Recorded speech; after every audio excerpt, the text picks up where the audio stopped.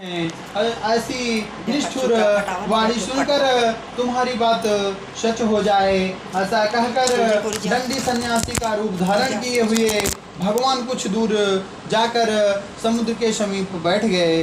दंडी के चले जाने पर नित्य क्रिया करने के पश्चात उतराई हुई जल में ऊपर की ओर उठी हुई नौका को देखकर साधु वणिक अत्यंत आश्चर्य में पड़ गया और नाव में लता और पत्ते आदि को देखकर मूर्छित हो पृथ्वी पर गिर पड़ा।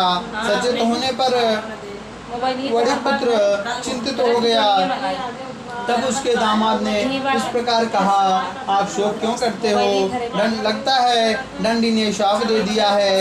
इस स्थिति में वे ही चाहे तो सब कुछ कर सकते हैं, इसमें संशय नहीं है। अतः उन्हीं की शरण में हम चले, वही मन की इच्छा पूर्ण होगी। दामाद की बात सुनकर वह साधु वणिक उनके पास गया और वहाँ दंडी को देखकर उसने भक्तिपूर्वक उन्हें प्रणाम किया और कहा, आदर पूर्वक कहने लगा, आपके सम्मुख मैंने जो कुछ अपराध किया है, आप मेरे उस अपराध को क्षमा करिए।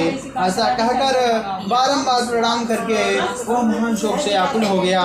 दंडी ने उसे रोता हुआ देखकर कहा, हे मूर्ख, रो मत, मेरी बात सुनो। मेरी पूजा से उदासीन होने के कारण तथा मेरी आज्ञा से ही तुमने बारंबार दुख को प्राप्त किया है। भगवान की ऐसी वाणी सुनकर वह उनकी स्तुति करने लगा। साधु ने कहा, हे प्रभु, यह आश्चर्य की बात है कि आपकी माया से मोहित होने के कारण ब्रह्मा आदि देवता भी आपके गुरु और रूप को यथावत रूप से नहीं जान पाते। फिर मैं मूर्ख व्यक्ति आपकी माया से मोहित होने के कारण कैसे जान सकता हूँ? आप प्रसन्न हो जाइए, मैं अपनी भक्ति के अनुसार आपकी पूजा करूँगा। मैं आपकी शरण में आया हूँ। मेरा जो नौका में स्थित पुराना धन था उसकी तथा मेरी रक्षा करिए। उस वणिक की भक्तियुक्त वाणी सुनकर भगवान जनार्दन संतुष्ट हो गए। भगवान हरि उसे अभीष्ट वर प्रदान करके उन पर अंतर ध्यान हो गए। उसके बाद वह साधु अपनी नौका में चढ़ा और उसे धन से परिपूर्ण देख कर भगवान सत्यदेव की कृपा से हमारा मन सफल हो गया। ऐसा कहकर वह स्वजनों के साथ उसने भगवान की विधिवत पूजा की। भगवान श्री सत्यनारायण की कृपा से वह आनंद से परिपूर्ण हो गया और नाव को प्रयत्न पूर्वक संभाल कर उसने अपने देश के लिए प्रस्थान किया।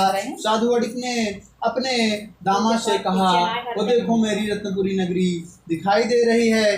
तत्पश्चात उसने अपने धन के रक्षक दूत को अपने आगमन का समाचार देने के लिए अपने नगरी में भेजा।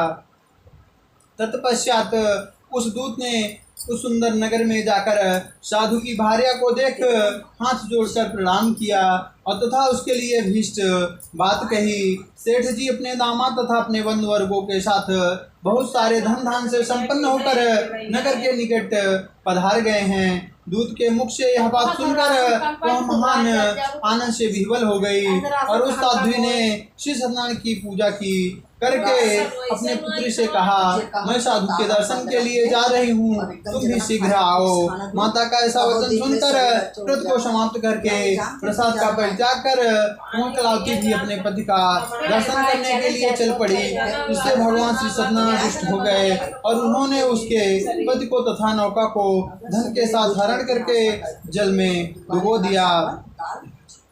इसके बाद कलावती कन्या अपने पति को न देख महान शोक से रुदन करती हुई पृथ्वी पर गिर पड़ी और नाव का दर्शन तथा कन्या को दुखी देख भयभीत मन से साधु वणिक ने सोचा, यह क्या आश्चर्य हो गया। नाव का संचालन करने वाले भी सभी चिंतित हो गए। तदनंतर वह लीलावती भी कन्या को देखकर विह्वल हो गई और अत्यंत दुख से विलाप करती हुई अपने पति से इस प्रकार बोली, अभी अभी नौका के साथ वह दामाद कैसे अलक्षित हो गया।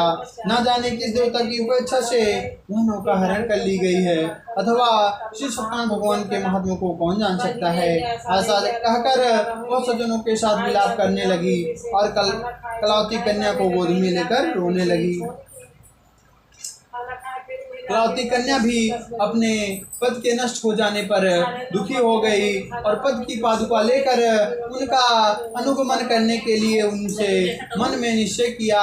कन्या के इस प्रकार के आचरण को देख भार्या सहित वह धर्मज्ञ साधु बड़ी अत्यंत शोक संतप्त हो गया और सोचने लगा, या तो भगवान सत्यनारायण ने यह दामाद के साथ धन धान से भरी इस नौका का अपहरण किया है, अथवा हम सभी मोहित हो गए हैं।